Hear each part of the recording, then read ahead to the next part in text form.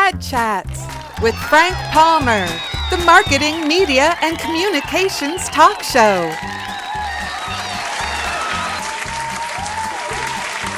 Good afternoon. I guess it's afternoon there, Roddy? You in Winnipeg? It is. It's 18 bells afternoon. Yep. Should I say hello, Boych? You could say that. Or Radio? Any of the above. Okay. Well, I want to thank you. You've called me lots worse over the years, so whatever comes. Whatever works.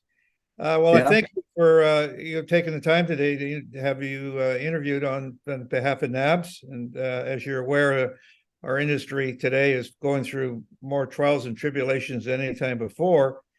But and there's a number of people out there that obviously require some assistance. So I appreciate you taking the time to make NABs more aware. So thank you for your kindness today. And both myself and NABs, thanks you.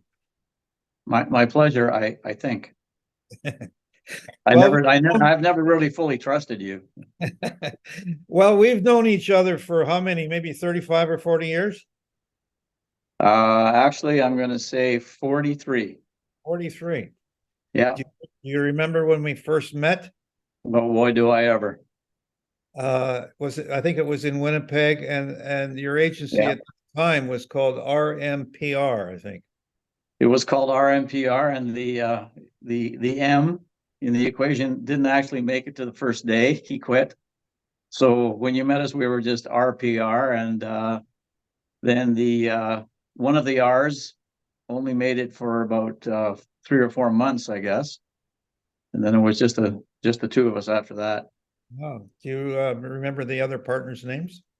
Yeah. Bob McKee, who was a graphic designer who we had brought into our fold as we were starting up this little shop. And he had decided that he wasn't ready for the agency biz. He wanted to stay in the graphic arts industry. So he never continued, or he never made it to opening day. Then Paul Rectal was a radio sales guy who was one of our partners to start off. And then, of course, my infamous partner, Jimmy Rouse. The other R, Paul Rectal. He was with us for about 4 months, I guess, after we became Palmer Jarvis with you guys.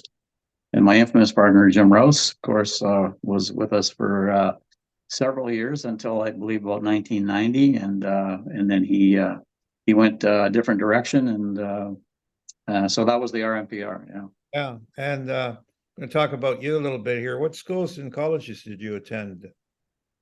Well, I went to high school out in a small town in rural Manitoba, Riverton, where I still have a cottage and spend most of my summers there.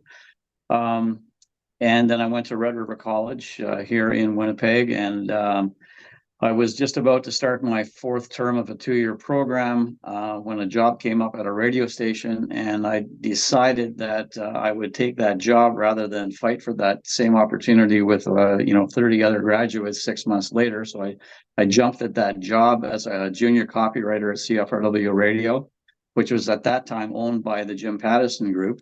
And I had the honor of getting to meet Jim Pattison way back then in 1973.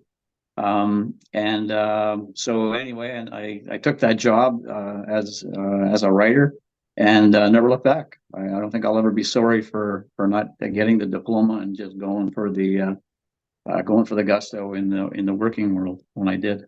I also heard that maybe you created the tribute song for the high school reunion, and we're also the MC of about 500 people. Do you remember that song that you created? Yeah. How the hell did you hear about that? Well, there's a few interesting things on the web that I was to find out about you. You're married to Debbie, and have how many kids? 2. And any grandkids now? 3 wonderful grandchildren. The kind of the vibrance of my life right now. And one of the things that I read that you're a Winnipegger and you've lived there all your life, and it said that I've read somewhere that said you're never far from home, you've never forgot your roots, your home communities of, I don't know quite, a Riverton. I can't quite pronounce the other one like Natasha or Nasha or whatever?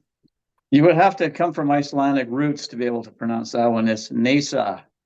That's that's where I grew up as a kid, and that's where my cottage is, right on the shores of Lake Winnipeg. Beautiful place. You were there with me, Frank, one day. Actually, Right. we stopped by there. Yeah. Well, I don't quite remember. You'll have to interview me to find out where I've been, but we'll talk a bit about that later. But I remember you as being a huge sports fan.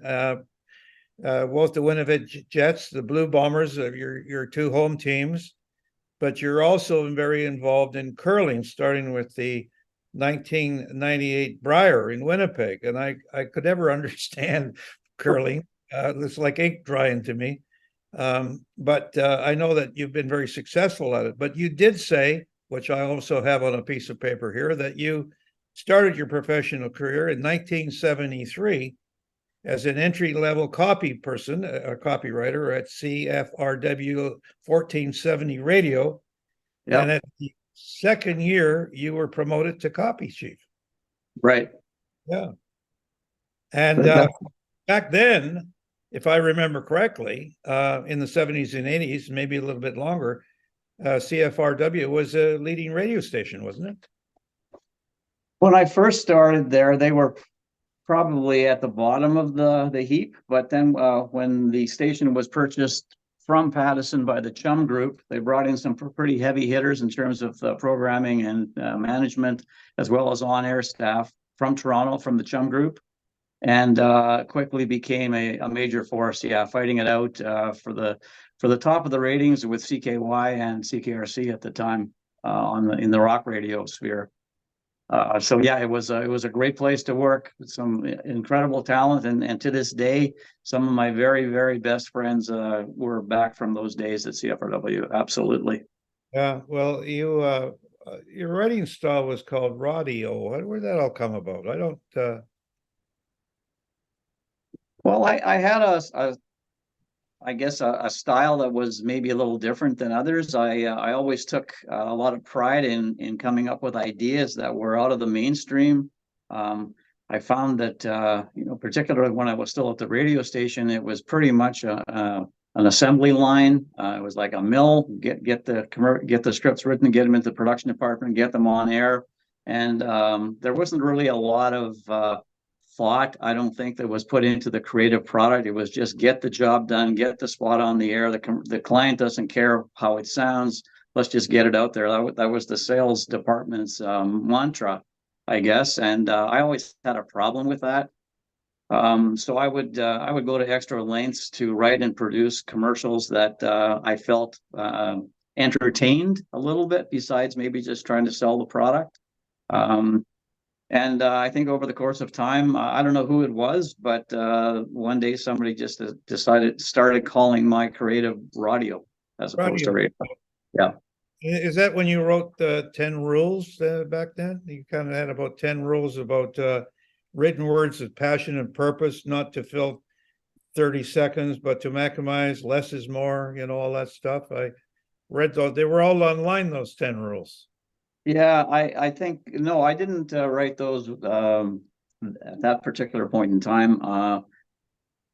Those were written when I was putting together my website. And I just decided that I would assimilate all of my feelings about what makes radio great, or what makes a radio commercial great, by establishing those 10 rules based on my beliefs and my passion for writing and producing great radio. So that's where that came from. Good rules. I read them all. And then in 1978, you were hired by one of the station's large clients to set up an in-house advertising department, where now you had the opportunity to work on not only radio, but TV and outdoor and print and et cetera. Do you remember that too?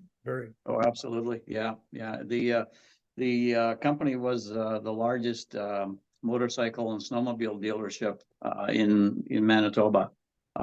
So I was writing a lot of commercials for them as they were advertisers at the station. They made me an offer to come and work for them. It was perfect for me.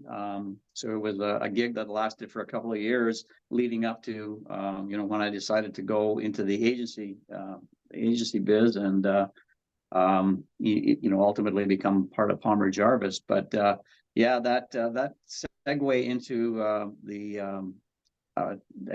setting up the ad agency, the in-house department for that particular company, was again a great move for me, because it allowed me to venture out into other parts of the advertising industry that I had a real passion for, but had never had a chance to practice in, and so it proved to be another good move for me. I remember those times well. I also remember Jimmy Rust quite well, but we won't get into that today. But I also remember meeting him in Vancouver and talking about doing a 50-50 partnership with the time with Palmer Jarvis. And I still remember sitting in a bar or restaurant, maybe it was a bar, but I think it was a restaurant. And we did a deal and called it Palmer Jarvis at that time. So I remember it very well. And then I can remember the days when the agency got really, really hot back there, because we had clients like McDonald's, the Bay, General Motors, MTS, Polo Park, Winnipeg Blue Bombers, Manitoba Hydro, Canada Lotteries, Manitoba Tourism, and we had a list of probably some of the best clients in town. I mean, you can remember the fun that we had. Back then, we would have direct access to the clients that we represented. They all became buddies and friends. Oh, absolutely. It was certainly it was a different time.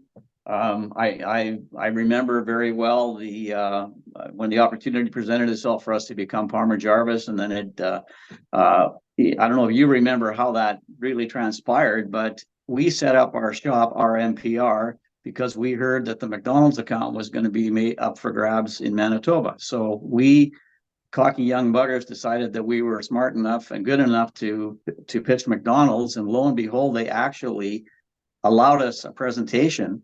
So we actually presented to McDonald's, and they loved what they heard from us in terms of our ideas and what we've done in terms of the creative development aspect of advertising, but we had no history or track record whatsoever with media buying. So they said, thanks, but no thanks. As it turned out, the consolation prize was bigger than what we had originally bargained for. And that was some of the McDonald's people went back to Vancouver and talked to George Jarvis about us, and said, because they knew you were looking to get into the market, they encouraged you guys to make contact with us, and that's where it started. So the grand prize really was becoming Palmer Jarvis, and I remember that so well. It happened on April 1st of 1980. And I'll never forget that first week, because I was nervous, because I was wondering if maybe it was a prank. Yeah, well, it could have been, but it wasn't. Prank, so I know. I enjoy today, still have a little bit of fun with people. And back then, we even not only had McDonald's, but we also had General Motors, but we also remember having the Hudson Bay golf tournament, if you remember, with Terry Hopkinson, who was quite the guy. Didn't want to be around them playing golf because you might get hit with a golf club. No, he needed optic orange golf clubs in order to find them in the trees. Yeah, I know. In fact, I think at that time back then, the agency was probably one of the favored advertising agencies, particularly with the suppliers, because they would all come out for the golf tournament. Oh, big time, and we had an annual suppliers party too. That was the party of the year in the media industry, and we had an incredible relationship with the media people, from the on-air folks right through to the sales departments and the general managers and everybody else. That was a different time. I mean, you don't get any of that today. None of that today. In fact, you're lucky if you ever get to see a client. But back in the 90s, we were given the opportunity to assist in the bidding of the 1999 Pan American Games because of you, that were always interested in sports, and the company loaned you out. Pan American Games, and the presentation that you worked on was successful, and Winnipeg won the games and became the host city. But I have a little video here I want to play. Let's play this little video.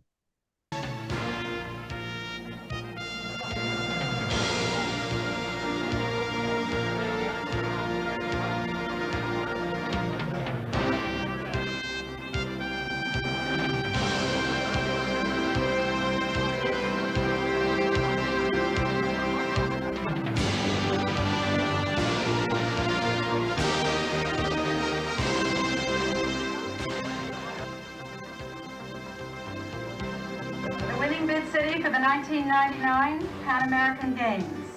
La ville qui sera candidate à l'obtention des droits d'accueil des Jeux panaméricains de 1999 est Winnipeg.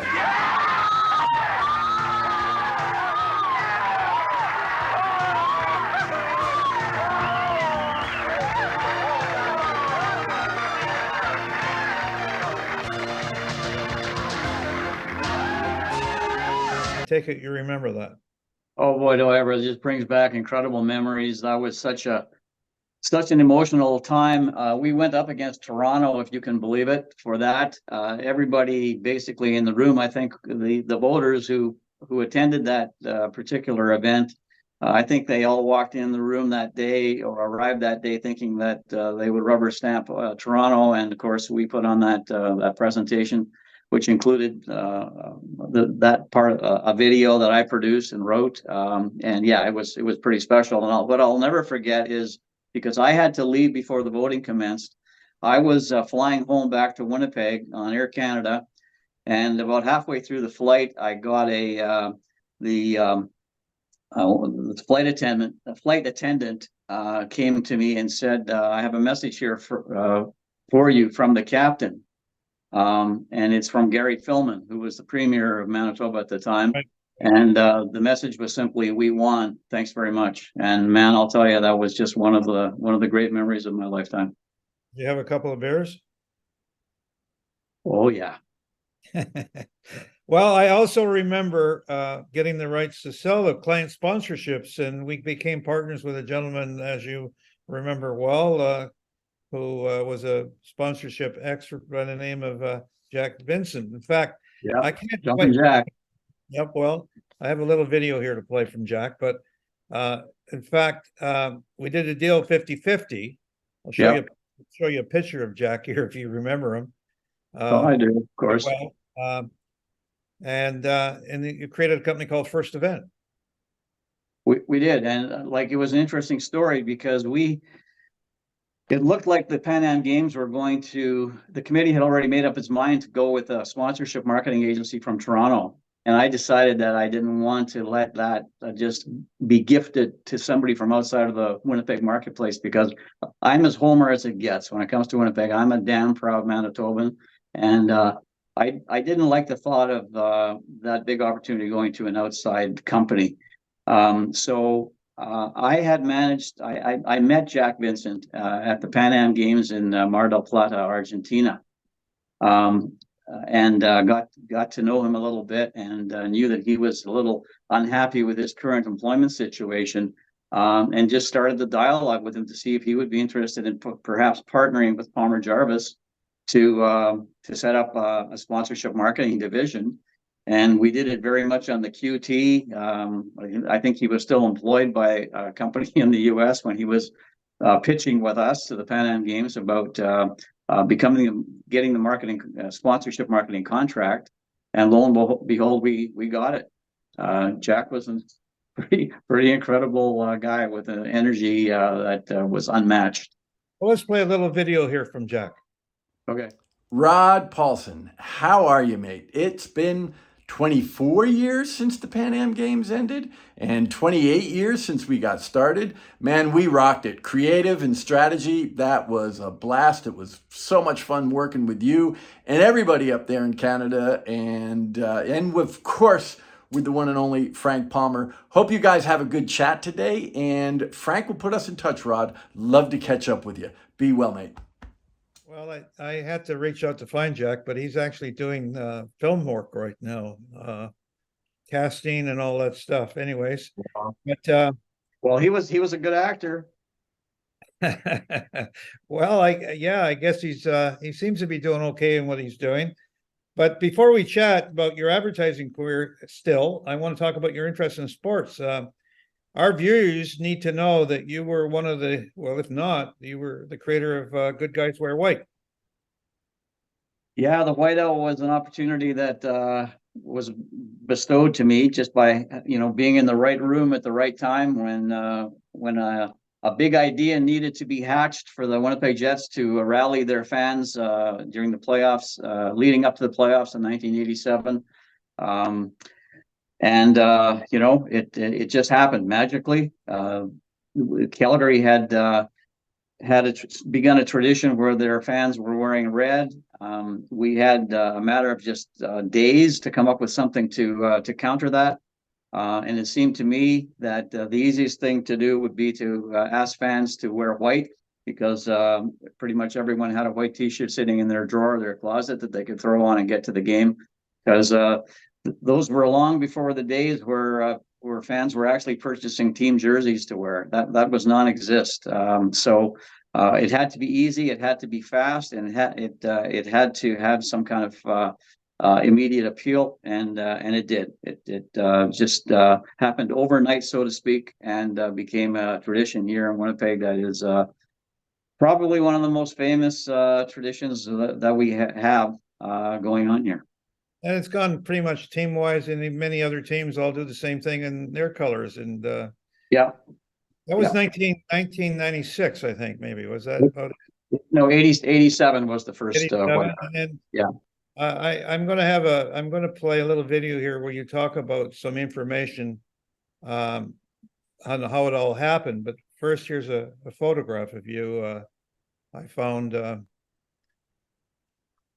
Yeah. Remember that? Here's some photos. Here's some photos of the Jets when I guess in April of 15 photo, all wearing white. Yeah. And then there's a little Whiteout video I want to play for our fans today.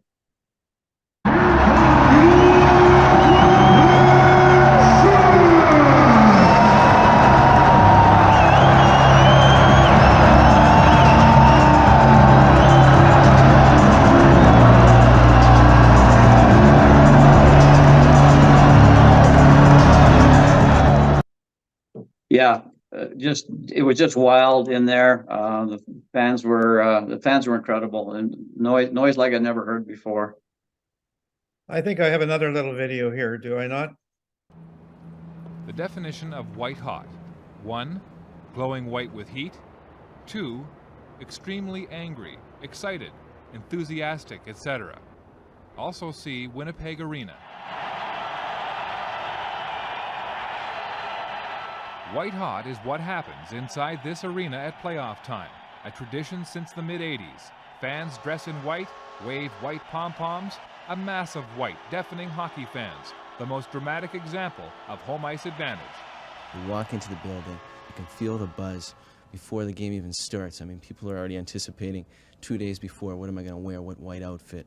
I mean, people know that white out is happening. Carlisle winds up, scores! Last year at this time, the Canucks lost Game 3 and Game 4 in this noisy environment. I think at times it gets a little frustrating for players, I think, because, because not only you get scored on, but there's so much noise you can barely think. Well, it's tough. It's loud in here, and the fans, it's almost like they want to be a part of the game. This year, the Jets need all the help they can get from their fans. The players acknowledge the crowd as a big part of their success, like having a 6th attacker on the ice. What does that do for you? It brings a lot of energy in the rink. It's a lot of fun, and just get you real pumped. On the bench, everybody's got chills going through their back, and as exciting as it is for the fans, it's just as exciting for us players. Players like Timo Solani and Sergei Boutin will experience their white-hot vocal support for the first time. If this can't ignite their game, nothing can. Mark Lee, CBC Sports, Winnipeg. Quite the time back then, eh? Yeah, you know what? I've never seen that video before. That one you just played from Mark Lee. Awesome. Yeah. Well, it's a very different world today because look at the Vancouver Canucks today for the first time. Yeah. Yeah, they won again last night. I also have a little clip to play for you from, you'll be quite surprised here, where Ron McLean mentions your name. They created this whiteout because they had the sea red in Calgary, so it was to counter that, and they were down 4-1 Winnipeg in the game. Rallied and won it. Brian Mullen, remember Brian Mullen? I guess so. Scored in overtime for the Jets. 22, remember Joy. So that's when the tradition started, and it was a guy named Rod Palson who created that idea. The other thing, Don, story time here is because it's overtime. And that's the night my phone blew up. Oh, really? What happened? Somebody called you? Yeah, I was actually at the game that night, and at the end of the first intermission, all of a sudden there was just like a barrage. I was there with my son. His phone was blowing up, and along with mine, and yeah, a lot of people caught that one. Pretty special. Then I have found a clip where where you talk about how the Whiteout came about. Will you play that little clip now, please?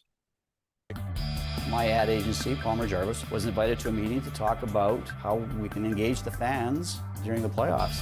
We were just throwing around ideas. We wanted to do something that was our own. Okay, Calgary's got this red thing happening. What can we do?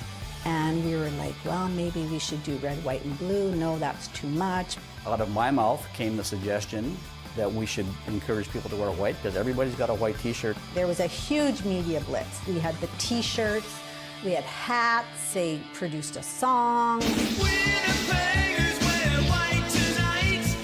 Everybody wear white tonight. I was doing radio at that time, and I got a memo. I think it was from Raccoon Carney. And he said, we want you to encourage people to wear white. And I was kind of tepid in my thoughts of it. I thought, well, some people will and some people won't. Well, the Winnipeg Arena is all white as the fans have responded to the pleas of the hockey crowd. It took my breath away. Not only was it white, it was the noise. Pretty exciting times, eh? Absolutely, yeah. It brought chills for sure. It still does. It put Winnipeg on the sports map. No doubt about it. If we weren't already, it sure as heck did on an international scale. Interesting for me is that you weren't just an agency creative director, you were an all-out sports marketing expert. And in fact, around that time, you set up a sports marketing company and you landed the curling 1998 Brier.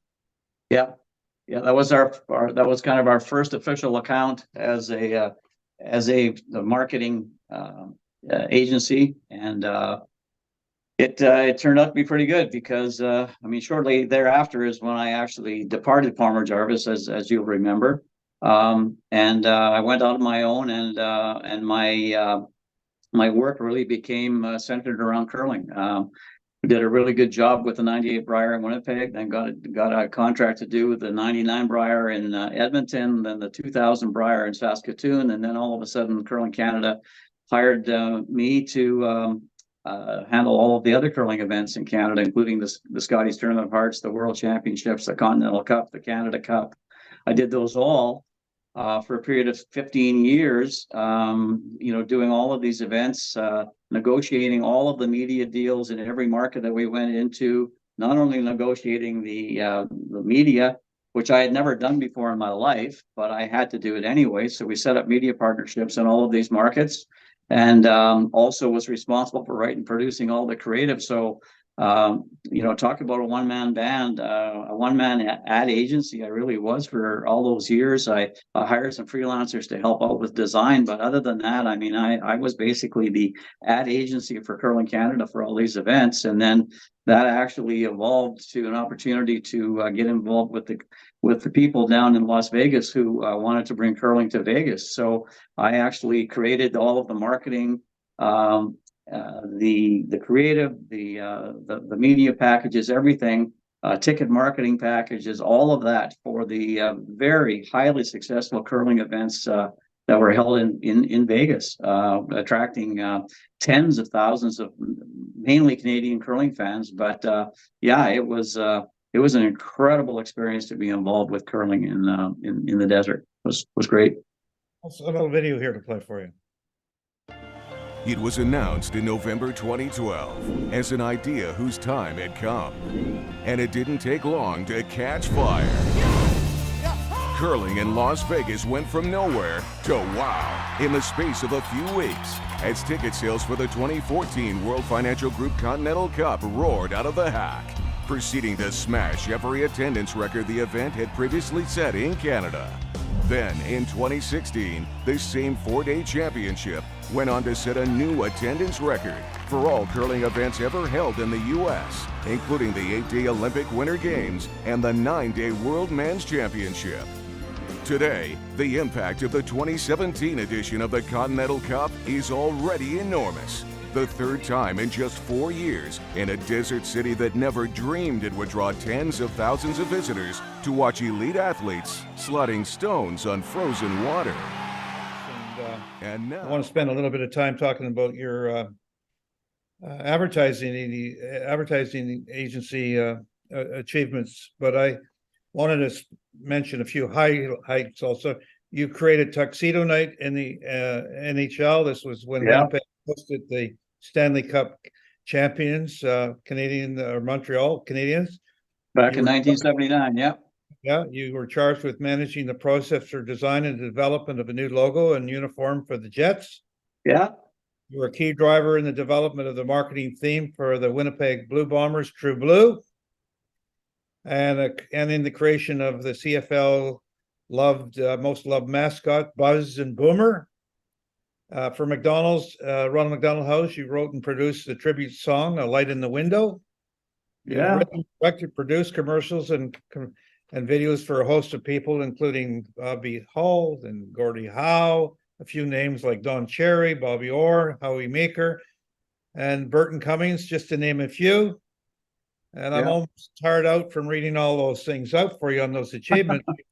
Been a very busy boy in your life, but let's just shift gears for a bit. I'll talk about your agency period. I previously mentioned a list of clients that the agency represented, some real blue chippers in there, quite a list of important clients. But tell us what the magic sauce, other than yourself at that time, what was it about that made that agency so great? Was it about having good fun, or was it just having great clients to work on? Well, I think probably the first thing you indoctrinated in our minds was work hard and play hard. But work hard was very important. So I believe that, sometimes perhaps I subscribe to the play hard end of the equation more than I needed to. But I believe what was magical, what was the secret sauce back then was we had really good people. We had creative people. We had a lot of energy. We basically specialized in the retail segment, where we were able to do creative that wound up on local TV, that became very well recognized very quickly, highly regarded. And in a matter of really no time at all, we had clients coming to us because we were producing advertising unlike anything they had ever seen before. We brought the idea of well-produced television creative that normally was reserved for national budgets. We brought the creative ideas at an affordable price to the local retail sector, and we became famous for that. And I'm not embarrassed to say that we produced commercials at a price that was at a fraction of what you guys were getting for budgets in Vancouver. But my goal was to show that we could do the same thing in the prairies for lesser money and for equal results. And that was kind of my own little private agenda, if you will. Yeah, I remember back then. Can't remember all the agencies, but I remember the other competitors back then were Foster Marks and maybe McKim. I can't remember the others. Yeah, I remember that. And they didn't like us very much at all. And I mentioned that you worked at McDonald's, and we had that count for about 30 years in Western Canada. We still do a little bit of McDonald's work even today, but they were one of my very favorite clients, and they were more like friends. I'm going to play a couple of radio spots that you produced about 25 years ago for McDonald's, and they're pizza and twist cones. Can I, just before you play that, can I just say something about McDonald's? You're right. I cut my teeth in the big league advertising business with McDonald's. And you know what was so interesting? You said they were friends. Well, we got our direction from the marketing department, but I think we were really judged on whether or not we could go beer for beer with the ops guys. That's how. There's no doubt in my mind. Anyway, thanks. Play these two spots.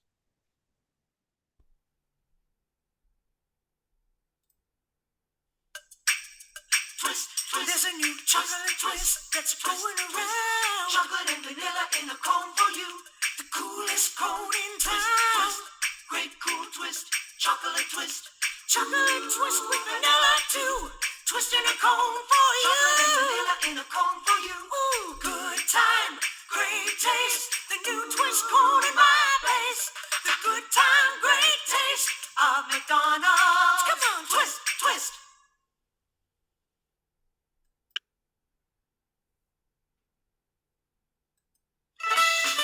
McDonald's pizza, it's amore, it's oven a big for me. Magnifico, it's a beauty and they make it a fast for me. It's amore, amore, hey, for $2.49. 4 slices pepperoni, just a $2.49. It's amore, pepperoni, just a $2.49. It's amore. Every pizza, it's amore, it's oven a big for you. McDonald's makes a pizza like no one else can do. Hey, for just a $2.99, are you gonna get sausage, onions, peppers, mushrooms, only $2.99. Hot right from the oven, it's amore every time. It's amore. It's amore, it's a pizza, it's a oven a bake for you. Come on in and take your time, we'll pick it up from our drive-thru. 'Cause you deserve a break at the McDonald's today. Amore, it's a pizza. Hey, pizza. It's so good and it's so fast at a McDonald's. McDonald's pizza, it's amore, it's amore. Yeah, that pizza jingle in particular was a classic. It won, I think, second place at the New York Festival Awards that year. And was just great work done by my buddies at Wave Production at the time in Vancouver. Michael Rowe and Colin Winemaster. They were the wizards of the 30-second or 60-second musical commercial for sure. Great days. Another commercial that you didn't have a lot of fun back then was when you had that dealership, Jim Gauthier. Jim Gauthier, yeah. I remember them as well as a client and having some fun with themselves. So I'm going to play 2 TV spots here. The big guy just stepped out. Mr. Gauthier, Yes, dear. inventory control says we have 35 Cadillacs. I say, sell them. Big guy. Big guy. You say you like the person who does our commercials, ma'am? And your name again is Mom. General Motors online too. Yeah, tell them we'll take a dozen. Then red. He doesn't step out that often. Now don't forget, the big guy wants this commercial to stand out. Let's give him something with a theme. Something different. Pesceram poder avviare popolare c'era Jim Gauthier e porto come che talk 12.90 main e primo the big guy. So what do you think? Well, what's the theme? At Jim Gauthier Chevrolet, we speak your language.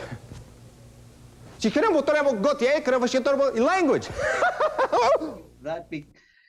That was a time when car dealers didn't advertise on television because they couldn't really probably couldn't get their minds around the cost of paying for television commercials and production. And we proved that we could do it. Those spots were produced at a very, very slim budget and did the trick, and we certainly got noticed. Yeah, no. Laurie Mustard was the actor. He was incredible. That second commercial where he fell off the desk, that was one take.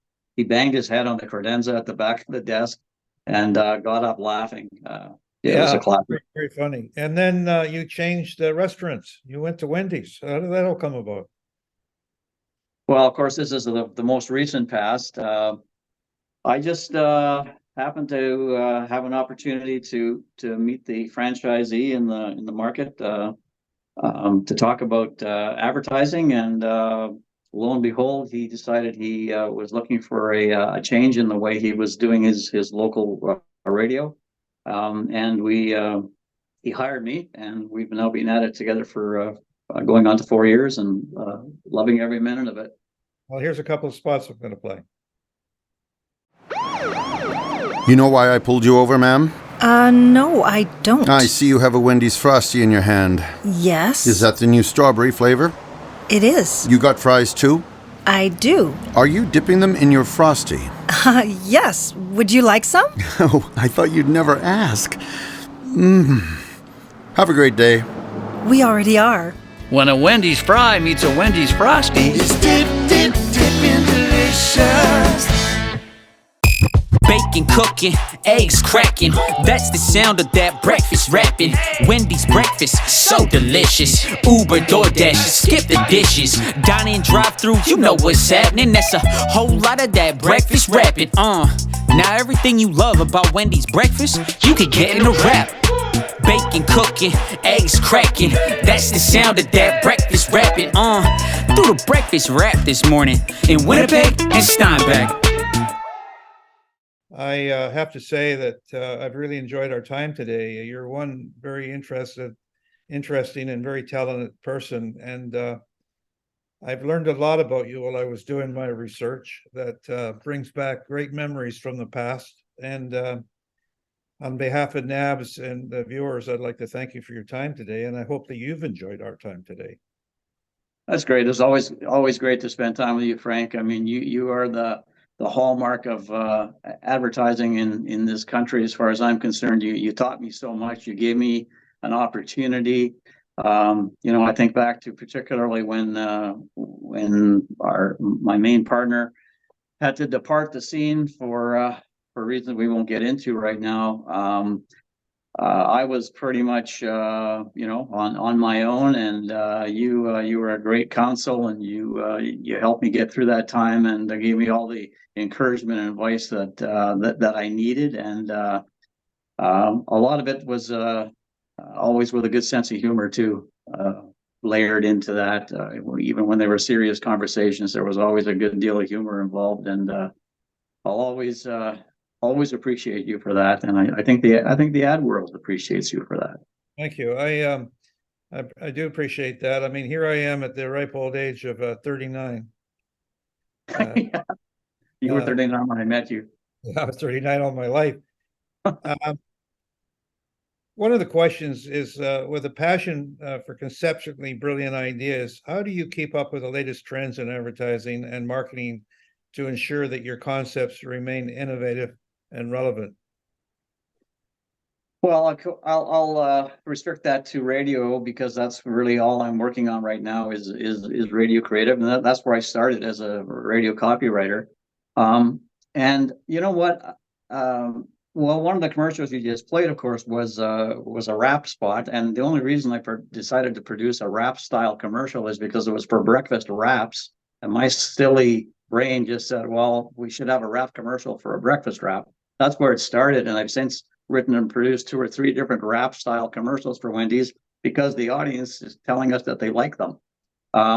In terms of keeping up with the trends, I would say I'm going against the trends, because what I'm hearing in terms of trends of radio creative that's being produced is it's boring. It's boring as shit. Some days I think to myself, am I the only person out there still in the ad biz who cares at all about radio? I hear commercials, not just the ones that are produced by local radio stations, but stuff that's being generated by agencies that sounds to me like it was an afterthought. It was a requirement. Oh, by the way, the media department booked radio. We need to have a radio spot as well. Like, it doesn't sound to me like it's being written or produced with any passion whatsoever. So I'm going against that trend, if anything, in writing commercials with the same style, the same strategic direction as I did back in 1973. Yeah, I agree with you. I'm a guy that's been around, and one of the things that frustrates me so much is that when I'm watching, say, television, and a particular hour that I want to watch, and the same commercial comes up for somebody 6 or 7 times, I want to get on the phone and phone the company and say, I know you're having a sale, but if you play that spot one more time, I'm never going to never shop at your store again. One of the questions also was, in the process of writing and recording a jingle, how do you musicalize it? How do you make it important? I mean, what are any tricks to make a jingle sound out and be different than? Okay, well, I've been lucky, blessed, I guess, in that I just had the talent to also write lyrics. I don't know where the heck that came from. I'm not from a musical background. I enjoy music as much as the next guy, but I've always just been able to conceptualize in terms of lyric. So that's what I brought to the equation. And I, again, starting back in about 1976, I happened to meet up with a jingle writer named Michael Rowe at the Road Studios, who worked out of Road Studios in Winnipeg. Sandals. And he just you called them jingles. Sandals. Yeah, you called him Sandals for whatever reason. But anyway, Mike moved to Vancouver, partnered up with a couple of guys, and became Wave Productions in Vancouver. And they became my sidekicks in terms of writing and producing music. And so while I could write lyrics, these guys were absolute magicians when it came to coming up with clever musical hooks that work in advertising. So I can't speak on behalf of how they come up with the hooks, but they did, and they still do.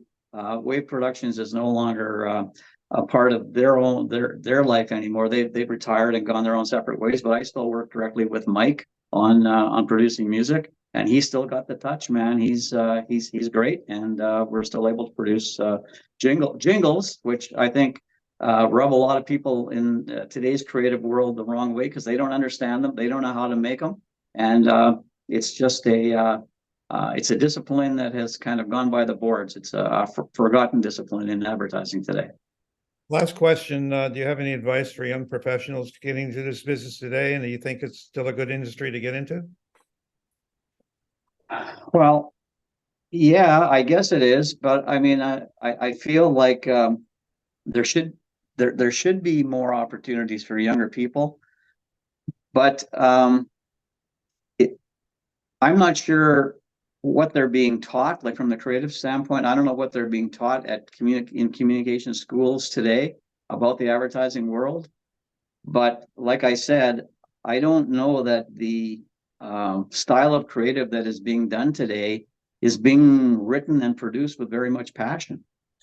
So I don't know that there are opportunities for people to excel as creative wizards in the ad industry anymore, because I don't know that there's a real desire to produce creative that stands out.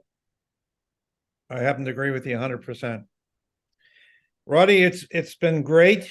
It's great to touch base with you after all these years. I wish you all the best of luck, and I thank you on behalf of NABS, and I know that I really feel that anybody watching this segment of NABS will find out a lot about you, but again, a lot about the industry. So on behalf of NABS, thank you very much for spending your time with me today.